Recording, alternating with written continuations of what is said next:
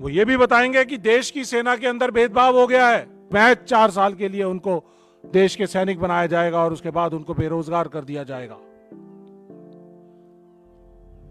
अग्निवीर के लाभार्थियों की बात क्यों नहीं करते? पायलट प्रोजेक्ट किया, देश की सेना को धोखा दिया, देश के युवाओं को धोखा दिया। 2022-23 में देश की सेना में आना चाहते थे, उनकी 2022-23 इसमें जो डेटा है ये 2022 से लेके और 2023 मार्च के बीच का है। 34 लाख युवाओं ने भर्ती देखी, लेकिन 2023-24 के अंदर ये संख्या सिर्फ घटकर 10 लाख रह जाती है। तो इसका मतलब कहीं ना कहीं ये अग्निपथ स्कीम और अग्निवीर जो इसके तहत भर्ती किए जा रहे हैं, ये देश के युवाओं को पसंद नहीं है, देश के युवाओं के लिए सही नहीं है, देश की सेनाओं के लिए सही नहीं है। 34 लाख युवा जो 2022-23 में देश की सेना में आना चाहते थे, उनकी संख्या घटकर सिर्फ 10 लाख रह गई। 24 लाख युवा जिनके देश सेवा के सपने को तोड़ा है इस मोदी सरकार ने, उसका जवाब देना पड़ेगा।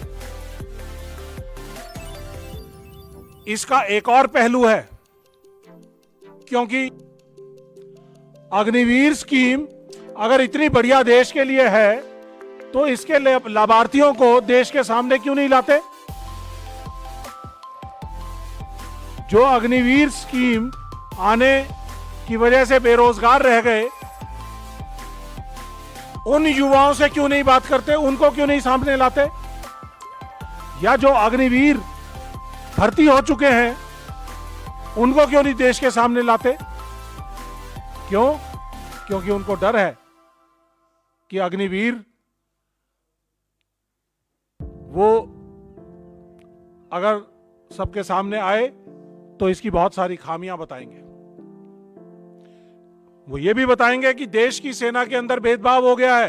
प्रोस्पेक्टिव आगे के आने वाले समय से लाते हैं, पायलट प्रोजेक्ट करके लाते हैं ना। आपने देश की सेना को इसलिए धोखा दिया कि उनको मालूम ही नहीं था कि किस तरह से अग्निवीर या अग्निपथ स्कीम आ रही है, और महज 4 साल के लिए उनको देश के सैनिक बनाया जाएगा और उसके बाद उनको बेरोजगार कर दिया जाएगा। देश के युवाओं के सपने को तोड़ने का काम किया।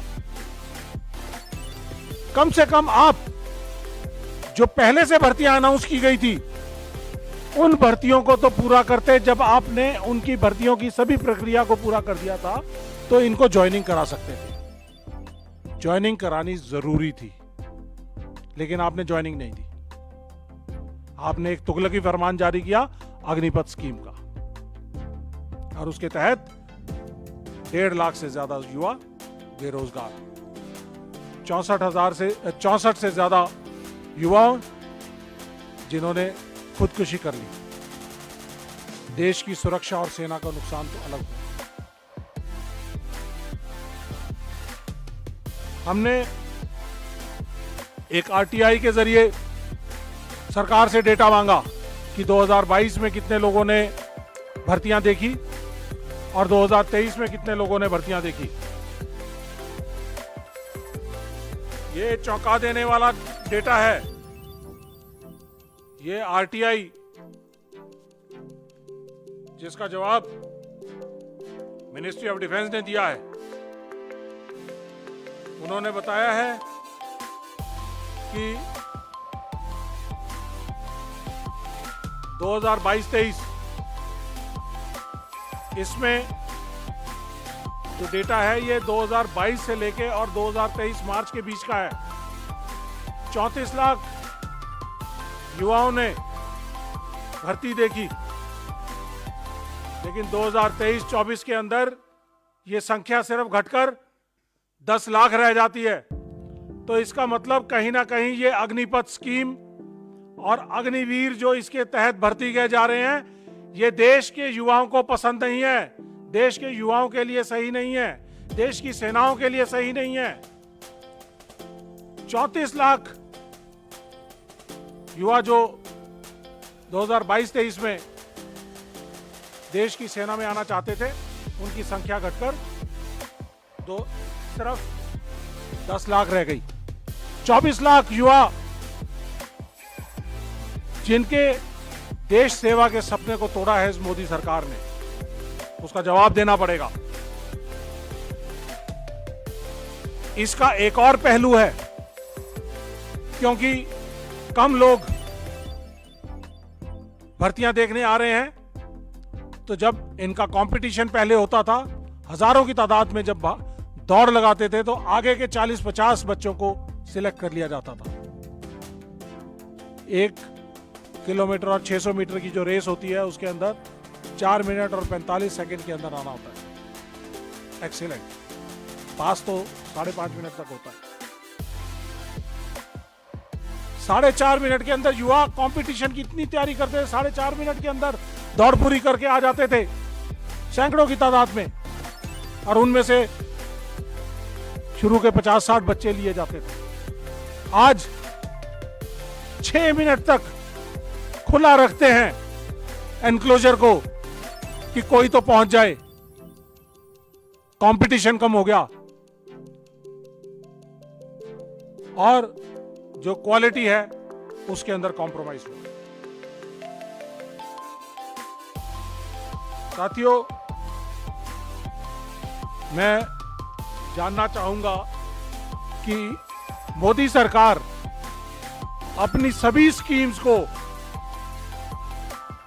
बहुत बढ़िया तरीके से, कि ये बहुत अच्छी है, कोई उज्ज्वला योजना है, कोई सेल्फी वाला कुछ योजना है, हर तरह की योजनाओं के लाभार्थियों की बात करते हैं।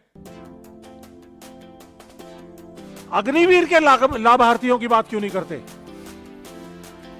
अग्निवीर स्कीम अगर इतनी बढ़िया देश के लिए है, तो इसके लाभार्थियों को देश के सामने क्यों नहीं लाते? जो अग्निवीर स्कीम आने की वजह से बेरोजगार रह गए, उन युवाओं से क्यों नहीं बात करते? उनको क्यों नहीं सामने लाते? या जो अग्निवीर भर्ती हो चुके हैं, उनको क्यों नहीं देश के सामने लाते? क्यों? क्योंकि उनको डर है कि अग्निवीर वो अगर सबके सामने आए तो इसकी बहुत सारी खामियां बताएंगे। वो ये भी बताएंगे कि देश की सेना के अंदर भेदभाव हो गया है। एक ही यूनिट में 2 अग्निवीर और रेगुलर सैनिक साथ साथ उठते बैठते हैं, काम करते हैं। अग्निवीर को उससे आधी तनख्वाह मिलती है, 21,000 रुपए तनख्वाह मिलती है। दिल्ली का जो मिनिमम वेज है वो 22,000 रुपए का है। इंडस्ट्रियल एक्ट के